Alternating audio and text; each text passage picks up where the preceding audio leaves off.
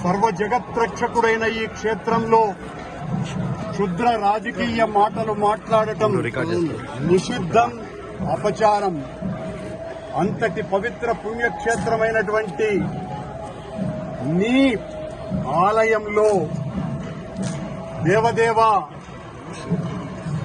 నీ అన్న ప్రసాదాలలో అత్యంత పవిత్రమైనటువంటి లడ్డూలో కళంకితమైనదని కలుషిత రాజకీయ మనస్కులు అత్యంత దారుణంగా ప్రవర్తిస్తున్నారు.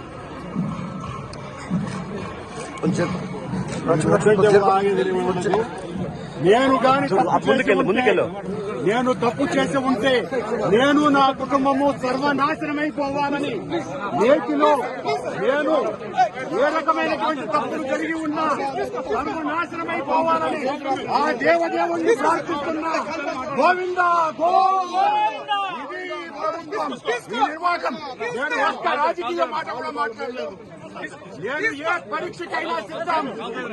ఒక్క తప్పు చేసి ఉంటే నేటిలో నేను పదార్థాలు కలిపి ఉంటే మా హయాంలో ఏ శిక్షకైనా సిద్ధం, ఏ శిక్షకైనా సిద్ధం.